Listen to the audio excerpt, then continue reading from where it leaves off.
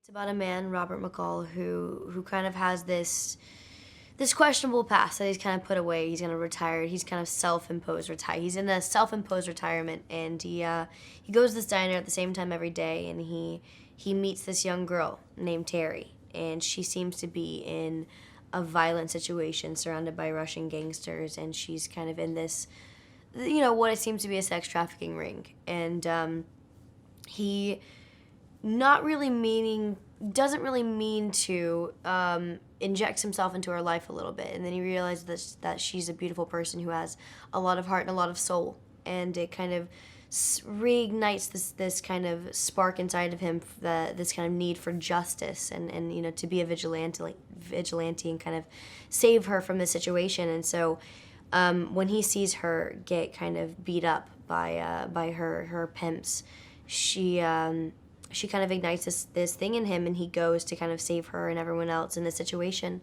and he goes all the way to the top with it. Well, I think it's beautiful that, even though this girl's in her kind of workspace is incredibly sexualized, you don't really see this character ever sexualized. You know what I mean? I think that's a really beautiful thing, is that you see this young girl is put in this situation, but you never see that exploited. We never go there with her. We never leave the diner with her. We see the young girl. We see the young girl with the spark, and we see that spark be ignited inside that diner, and to kind of see the fire being kind of kindled and brought alive by McCall's character.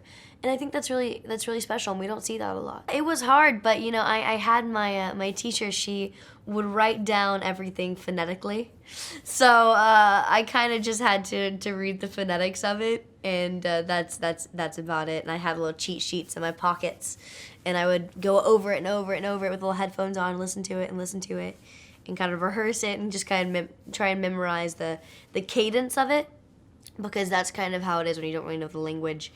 It's what exactly each term means.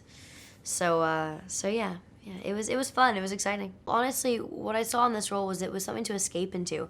It was something that I could really throw myself into and kind of let go and become Alina. You know what I mean? Really become her. And it was also. It was a fight, I wasn't the number one for the role. It was written for a 24-year-old. They were really only auditioning adult women, and I was like, please just get me the audition, and I want to fight for it because I love who she is. I want to be her. I want to see this. I see this spark inside of her, and I know I can do that.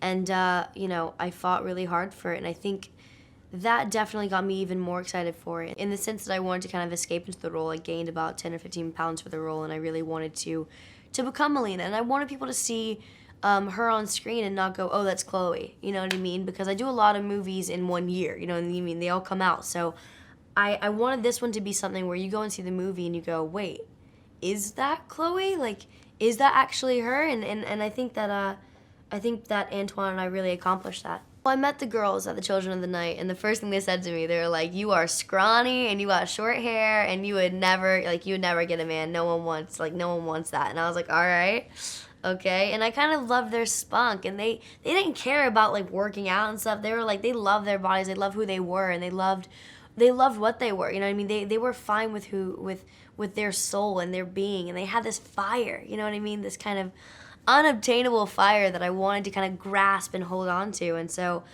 I wanted to delve into that. I wanted to go there, and part of going there was to not be me, you know what I mean? And to be that person. I just wanted to kind of let go. It's quite different from the original background. I think they kind of took the basis and the story of the vigilante and this man who has this kind of need for justice and not need for power. He's not power hungry. He's not, bloodthirsty.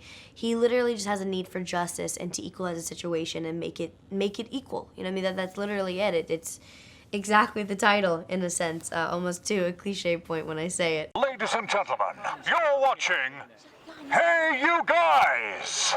Hey You Guys, huh? Hey You Guys. Is that from the Goonies? It is indeed, yes. Nice. Hey